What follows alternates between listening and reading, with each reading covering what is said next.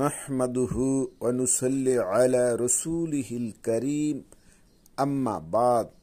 আসসালামু আলাইকুম ওয়া রাহমাতুল্লাহ। প্রিয় দর্শক, আলোর কথা চ্যানেলে আপনাদের অভিনন্দন।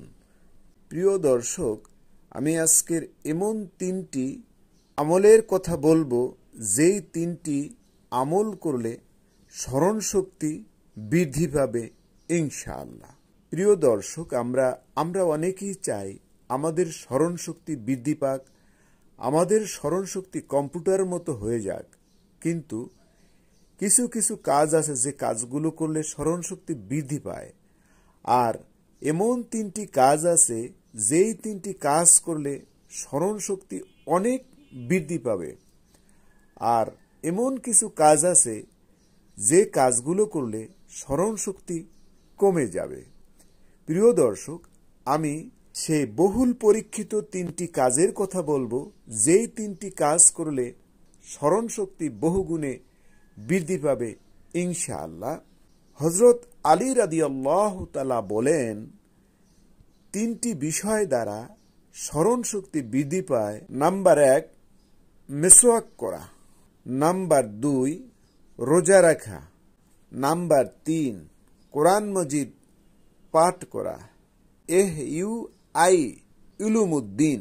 প্রিয় দর্শক, আমরা স্মরণশক্তি বৃদ্ধি পাওয়ার যে তিনটি বিষয়, সেই তিনটি বিষয় আরও একবার বলে দিচ্ছি। যে হাদিসটি হযরত আলী রাদিয়াল্লাহু তাআলা থেকে বর্ণিত। হযরত আলী রাদিয়াল্লাহু তাআলা বলেন, তিনটি বিষয় দ্বারা স্মরণশক্তি বৃদ্ধি পায়। নাম্বার 1, মিসওয়াক করা। নাম্বার 2, রোজা রাখা। নাম্বার 3, কোরআন মজিদ পাঠ করা। প্রিয় দর্শক, তাহলে আমরা এই তিনটি আমলের দুটি আমল নিয়মিত করতে পারি। একটি আমল হলো মিসওয়াক করা। মিসওয়াক করলে যেমন স্মরণশক্তিও বৃদ্ধি পায়, তেমনি মুখের দুর্গন্ধ দূর হয়। আরেকটি হলো রোজা রাখা। রোজা আমরা অনেক সময় রাখতে পারি এবং অনেক সময় রাখতে পারি না।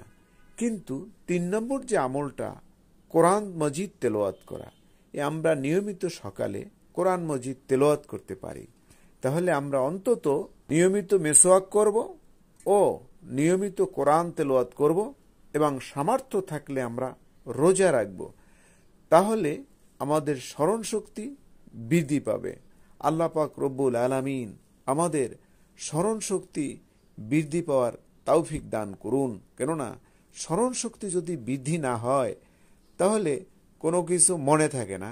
তাই আল্লাহর কাছে আমরা কোরআন মজিদ তেলাওয়াত করে, মিসওয়াক করে এবং বিভিন্ন দোয়ার মাধ্যমে আল্লাহ পাক রব্বুল আলামিনের কাছে আমরা স্মরণশক্তি বৃদ্ধি পাওয়ার জন্য দোয়া কামনা করব।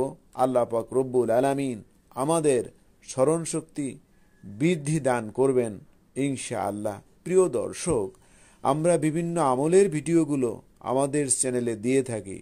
তাই আপনি যদি আমাদের চ্যানেলে নতুন হয়ে থাকেন, তাহলে অনুগ্রহপূর্বক আমাদের চ্যানেলটি সাবস্ক্রাইব করুন ও আমাদের ভিডিওগুলো লাইক, শেয়ার ও কমেন্ট দিয়ে আমাদের পাশেই থাকুন। এতক্ষণ ভিডিওটি শোনার জন্য আপনাদের সকলকে ধন্যবাদ।